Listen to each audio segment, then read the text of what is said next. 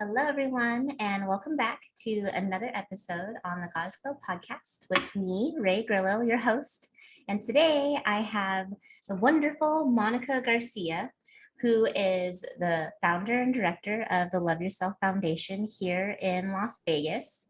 And Monica, you are a Reiki Master, you are a holistic life career coach, and then you do psychosocial rehabilitation for people who are in rehab. And you just help people with their lives overall and people that want to improve their life in general. Yes, exactly. Thank you for that introduction, Ray. Yeah. So I met Monica through a great friend of mine, and I'm assuming yours as well, Desiree DaCosta. And she's been on a few of my episodes as well. And I'm just glad that she introduced us. I have been following you for a while, and we've had a few outings.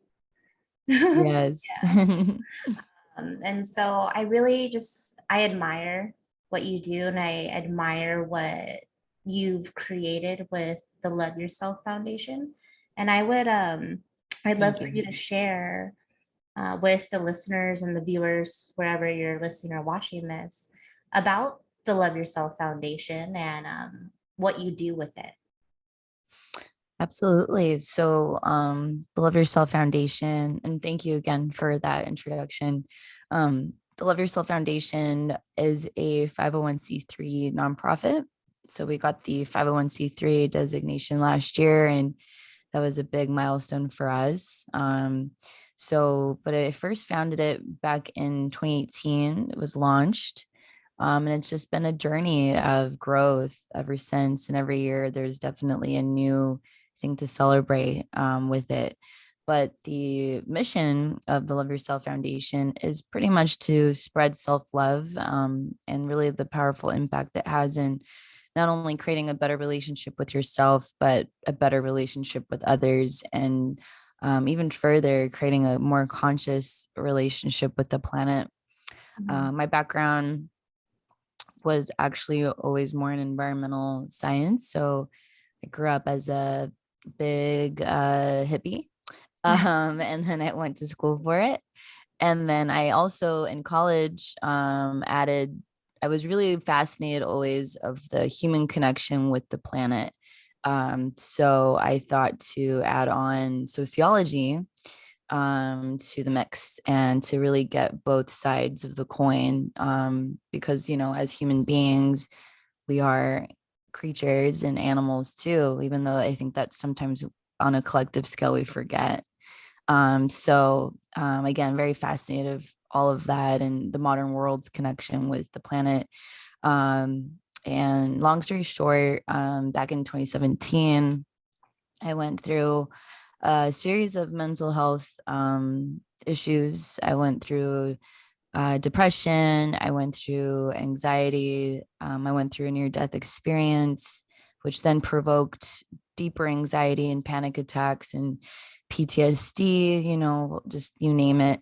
And so all of that really made me look at everything, from a different perspective. And for a long time, I had been thinking about the connection of self love with the love of the planet. And I started seeing like statistics and looking at, man, okay, well, mental health issues continue to rise. And at the same time, the environmental degradation continues to rise. And since we are, creatures of this planet, animals of this planet, I thought there has to be, a correlation there. And so in the past, before I went through all that, I worked in different environmental focused nonprofits, or I also worked for the university. So it was always more geared toward getting folks to change their habits around how they treated the planet. But when I went through all this, it then shifted to, okay, how can I help the person? Because if the person doesn't feel good, how in the world am I going to expect the person to care, about other people and let alone the planet? So through all that, that's how the Love Yourself Foundation was born. And then I spent 2017 working on it and then launched it in 2018. We first launched online. And then the idea was always to incorporate the arts and music because that was a huge part of my healing. Mhm. And I really modeled a lot, pretty much, I'm the blueprint of what helped me. And that's kind of what I put into the organization, always knowing that, art, music, writing, um, promoting counseling, promoting meditation, and these other, ways to help people. Um, yeah, it was always part of the ingredients, and that's what we do now, right? On a bigger scale. So yeah, there's a little background story on it. Okay, awesome. I mean, I've been to a few of your events, and this last time I vended, and I love the art aspect of it. And I think about, and we were talking about like the intention and stuff for this episode before we like filming, and how, getting into, I think, that flow state, Mm, like that, you're able to do that. And that's like the feminine touch. And, everyone has that feminine energy within them, and that creative energy, and creating something out of, and I say this a lot too, is like creating something out of pain mhm, is like, is beautiful. Like there's so many like wonderful things that I've witnessed being shared at your events. Um, like the poetry, like I was mhm. even, I was like, maybe I should like go up there and like share Heck something as yeah. well. Yeah. And you have it open for anyone to go up there and join. So like the open mic Yeah. content. Mhm. And do you ever and they have like other things too, like sound baths and sound healing. And so with like all of this, and like you going out, how do you meet, I guess, the people that help you put this on? Mhm. Or and do they have like similar stories? Have you noticed like the people that come to you, like what is it typically is, I guess, they're searching for or healing Mhm. along with you? Yeah, no, that's a great question. Yeah, at the beginning, it was just my friends that I got to help me. Mhm. And yeah, and Phil, I'm sure if yeah, maybe someone that's listening has been to an event or not. So Phil is our resident massage therapist. So he's been with me Mhm. since the start. So grateful of Phil. But yeah, so at first it was friends that were called to help and wanting to. Then it became people that were coming to the event and they loved it and they were like, how else can I help the organization? And then also about 2 years ago now, this has been so tremendous in the amount of things we're able to do. We partnered with a couple colleges at UNLV, at the University of Nevada, Las Vegas, through their internship programs. So we've, for 2 years now, 2.5 years, we've had different groups of interns every semester that have come on to help. And usually the people that come through, that come forth, even our interns, they've also gone through a story of within themselves of rediscovery of finding that self-love and the importance of it. And maybe, I think all of us, me included, 100% still, we're always evolving, right? Mhm. And the journey of self-love, I don't know if it'll ever really be over. I think it's kind of like a lifelong endeavor. We Yes. just go through, different levels of it. Wait. um Yeah. so yeah, so it all of us, we all have that in common, all of us, working toward that together. um and I'm so grateful, and it's always, and I've had a lot of faith truly in the universe, because there have been moments where I'm like, man, how am I going to do this? And then somehow the right people come. And so just having that, a mixture of faith and action at the same time. Mhm. Yeah, and that was going to be actually my next question is what sort of challenges do you find Mhm. yourself or have found yourself going through creating or even like putting anything on or any event through the Love Yourself Foundation?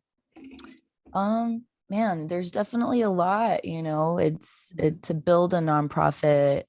And I'm not a person that I didn't come from like an affluent family, or, I didn't inherit all this trust fund money. I wish that'd make my life easier. But so, typically folks that might come from more affluent backgrounds, it's a lot easier, to create a nonprofit, to have the funding available. So I don't, so it really creates extra barriers, but at the same time, it's fun. I think of it like I've always been this person that even if I see, I'm very solution oriented, always have been. And I think that attitude is what is like God sent for me, like one of my that I'm very grateful that I have that. But of course, there's always moments where there can definitely be moments where there's self doubt that comes in, and oh man, those thoughts, that we all go Yeah. through. And those are the moments when those moments come up, then I'm like, okay, then that's a call to action for me to how can I be present for myself. And that's the beauty of this work, is that I'm still growing and learning. So this work reminds me every day to never neglect myself, because back in the day when I was doing the other work, when I was doing more environmental focused work, um, I went through burnout. I neglected myself a lot. I gave too much, and I was totally out of balance. So this work really challenges me to make sure I'm good, and to really walk the talk. And that's something that I'm always telling the team as well. Is we all, this is all a reminder for all of us, like we're here doing it and telling others about it, but we have to remember to make sure we're doing it and bring back home first. Yeah. Hmm. That is that's something I resonate a lot with, is that self-love is so, so important. And filling up your cup, because my, like, in my background, coming from a place is like you can, or for me in my instance, like just giving and giving and like, having that cup and it like gets filled up a little bit and then getting depleted again. Yeah.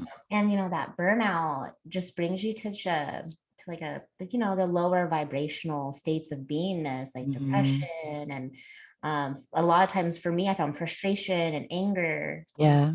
Hmm. And it wasn't until like I noticed like I need to take care of myself. Yeah. Because it's like, and it comes from like a, a heart-centered place. Like you want to go out and you want to go help people, like you want to help the world and good intentions.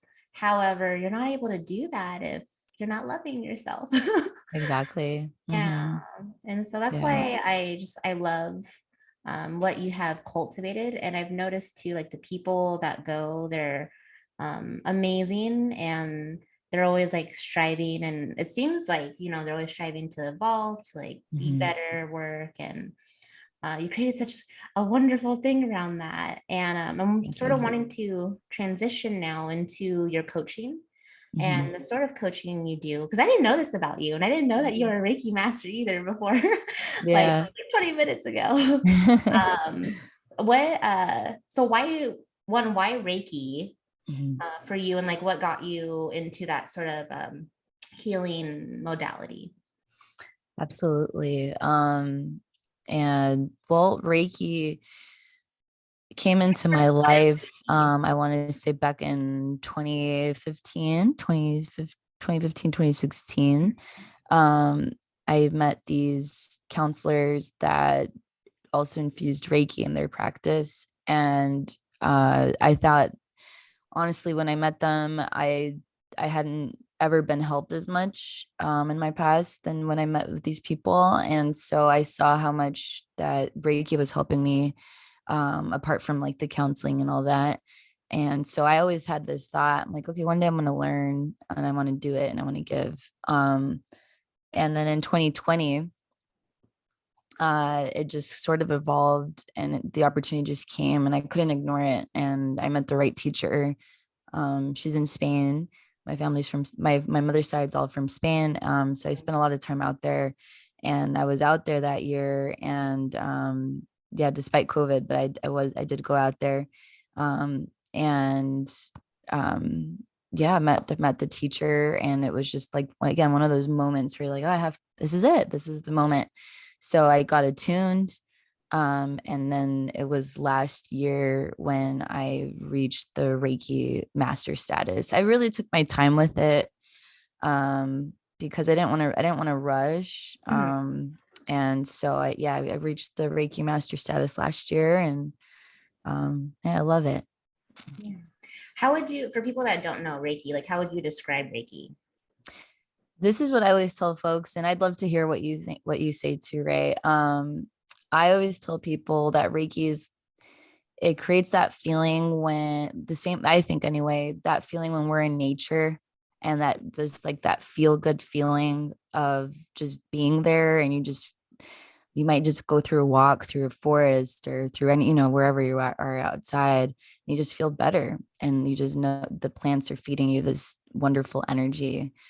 And so that, for me, that's like the feeling that we all get when we're receiving Reiki, and we're pretty much tapping into that energy field or that energy source and just giving it to the person. And we all have that capability, all of us Yeah. do. And so I think that's really cool that we can, if we want, we can all learn and give. Yeah. And we're always like, whenever we're dealing with someone or people or just even the world in general, we're all in someone else's energetic field. Like you can expand it. And that's Mhm. why, and like even with the earth, we can get in tune with the earth. And so it makes sense, like Reiki, like energetically wise, healing someone if you decide to, you know. Yeah. So like you could do some not great intentions either with Reiki. However, I like the way I would describe it, or I tell people it's like a spiritual or like soul massage. It's like I'm Yeah. getting my Mhm. soul, my soul Yeah. massaged. Yeah, Hmm. that's what I would describe it as. However, when I think about it, I do feel that like that connection or like the same sort of energy that like nature brings to me. Hmm. It's like a cleansing and clearing of my energetic field, or yeah. Yeah. Hmm. Um, and so for the type, you said that you've began coaching or you're getting into coaching now, or have been. Yeah, I have been. I took I don't know, I've taken so much time to get at myself out there. So this year is when I started to finally work with people. Mhm. I'm sure other people might struggle with this struggle that I've had to face, is just like, I think what took me a long time to finally get myself out there was like, well, what can I, like, those self-doubt feelings, and so I really realized, I'm like, well, I really need to work through some things first before I like really, really start to work with people. So I finally think that I've gone through those big hurdles that were holding me back. So I am in a place now where I can even put myself out there even more. Very grateful for that. But yeah, I started working with people gradually last year, more in like this coaching capacity. I have been working and mentoring people for quite a bit. I mean, throughout this past decade, like through the different facets of my career development. But now this has been more of like that intention of like, how can I help someone that wants to really improve their life? So, like I said, started last year gradually. And Mhm. then this year I started working with a different company, but through a company that are working with folks that are going through drug and alcohol recovery, folks that have experienced homelessness too. So that's a population that I work with. But I also have worked with people that, again, that are just wanting to improve their life, maybe really pursue their purpose in life. So yeah, and I really love just empowering people to help them feel that, they can accomplish whatever they want in their Mhm. life. And often it's just, I mean, I've done this to myself, as mean perhaps others too. We're always like our own worst critic, the person that we're like, we're the one holding ourselves back the most. So if we can like get through our internal barriers, then we can accomplish anything. Yeah. Hmm. And do you have like a specific person you touch, other than like, they're finding their passion and wanting to improve their life? Like what sort of someone who's like listening to this, like who would you say should, reach out to you for help? Like what space they're at, maybe mental Mhm. space, or what they're looking for typically? Yeah, I would say that my prime areas of that I'm focusing on again are like maybe people that have already started a journey of self-discovery and wanting to improve. So I think that would be like definitely, or even if like there's beginning, like so I can be that guide really to help people that are just trying to figure it out, what's next, Mhm. people that have an idea of what their passion might be and they just don't know where to start. Women that maybe have gone through some sort of abuse of some sort, whether it's like a bad relationship or something, and like breaking away and rediscovering their self-love, you Mhm. know. So I would say a variety of those things. I love working with artists too, and artists of all types. And yeah, I think those are like the main demographics right now. Are your sessions more in person? Like, is it just like people in Vegas that can reach out to you, or are you doing online? I'm gonna be doing more online, but definitely if people are in Vegas and they would feel safe or willing and wanting, there Mhm. is the in-person aspect too.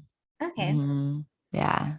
And this is like I heard this part as well. I think I like brought it up to you. However, there is like a with the Love Yourself Foundation, like a suicide awareness Mhm. part to it, or is there like different like sections that you have that people are able to like gain help with, or is it more so like the suicide part? I don't know why it keeps being brought up. However, that's like when someone described it to me, that's what that's what was talked about. And I Yeah. know, especially, after 2020, Mhm. like rates have been going up, and especially within like the male, I've noticed male population. Um, and do you have like any takes on this, or any sort of resources that you're willing to share for people that want to gain some insight or help with this? Yeah. So, yeah, we did a campaign earlier in the year to raise funds for LYF so we can create more programming for suicide prevention. So we're currently fundraising still, and we were able to raise two grand toward that. So we have that, and we're just hoping to continue to raise more funds because currently, what the programming that we do, we have a great team of writers that are on our blog side of the house. We have a newsletter, and then we have a podcast as well, and then all of our social media engagement that we do. Mhm. And then we do our events that we do in person, which is the Love Yourself Expression event. And then we have our new one called The Good Life. Mhm. And those are all happening in June. Um, and our intention as we continue to raise more funds is to be able to create more funding. So, or excuse me, more programming.